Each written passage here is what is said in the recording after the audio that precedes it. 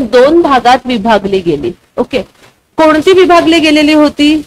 एक होते त्यांना काय वाटत होतं की आम्ही आता आगामी काळात येणाऱ्या निवडणुकांमध्ये सहभागी झालो पाहिजे, आणि दुसरे होते ज्यांना वाटत होतं की नाही, आम्ही त्या निवडणुकांमध्ये सहभागी व्हायचं नाहीये.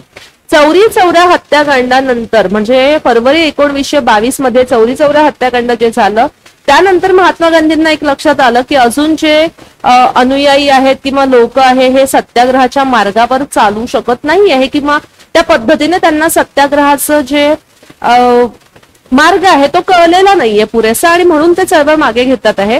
पण यातून जे नाराज झालेले लोक आहेत ते कोण होते आणि कशा पद्धतीने? मग एक जो गट राहिला तो गांधीजींच्या बाजूने राहिलेला आहे की नाही, आपल्याला निवडणुकात सहभागी व्हायचं नाहीये, आणि दुसरा जो गट आहे तो चेंज झालेला आहे. ओके, तर बघूया बरं ते दिलेलं आहे का. एक गट ज्यात वल्लभभाई पटेल, सी राजगोपालाचारी आणि राजेंद्र प्रसाद अग्रणी होते, जे समजत होते की काँग्रेसने निवडणुकीत भाग घ्यावा. असं आहे का हे? राजेंद्र प्रसाद हे पण होते ना, चंपारण्य सत्याग्रह जेव्हा केला की नाही गांधीजींनी, त्याला राजेंद्र प्रसाद देखील बिहारच्या थ्रू त्यांनी आपलं रिप्रेझेंटेशन दिलेलं होतं. ओके, तर ते कॉन्स्टंटली गांधीजीच्या सपोर्टमध्येच राहिलेलं आहे, म्हणून हे विधान जे आहे ना हे इथं चुकीचं राहत आहे. ठीक आहे. दुसरं, ज्या गटाचे पुढारी CR दास, मोतीलाल नेहरू, विठ्ठलभाई पटेल होते, तो गट निवडणुकीच्या विरोधात होता का? नाही ना. हाच तर गट आहे ज्याला निवडणूक पाहिजे होती. ही काय आहे? तर ही निवडणूक पाहिजे असलेला गट आहे तो, म्हणून हे पण विधान कसं आहे? तर हे पण विधान चुकीचं आहे. ओके, हे पण विधान कसं आहे? चुकीचं आहे. त्यानंतर काँग्रेसच्या 1922च्या पटना येथील सभेत, ज्या सभेचे अध्यक्षपद CR दास यांच्याकडे होते आणि सचिव मोतीलाल नेहरू होते, तिथे निवडणुकीचा प्रस्ताव अमान्य करण्यात आला.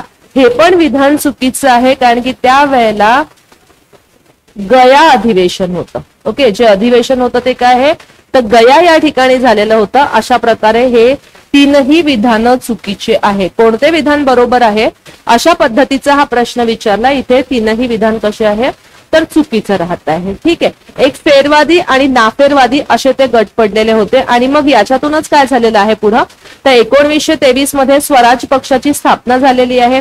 मग गांधीजींना असं वाटलं की नाही, काँग्रेसमध्ये अशा पद्धतीचे गट नकोत, आणि म्हणून नंतरच्या काळामध्ये स्वराज पक्षाला ते सपोर्ट करतात आहे. ओके, हा स्वराज पक्ष निवडणुकीमध्ये जिंकून येतो आहे, जास्तीत जास्त सीट्स मिळवतो आहे, आणि मग डेफिनेटली विधिमंडळामध्ये जाऊन सरकारचे जे काही बिल वगैरे असतात, जसं पब्लिक सेफ्टी बिल वगैरे जे होतं ना, ट्रेड डिस्प्यूट बिल, याला देखील त्यांनी विरोध केलेला आहे. छान प्रकारचं कार्य केलेलं होतं. ओके, पण कालांतराने त्यांच्याही मध्ये पुन्हा दोन गट पडतात आहे, रिस्पॉन्सिबिलिस्ट आणि नॉन रिस्पॉन्सिबिलिस्ट अशा प्रकारे, आणि मग शेवटी स्वराज पक्ष काय आहे? तर पुन्हा काँग्रेसमध्ये विलीन होतो आहे. ओके, तर अशी ही ओव्हरऑल स्टोरी राहते. ओके, तर हा झाला आपला 8वा प्रश्न. 9वा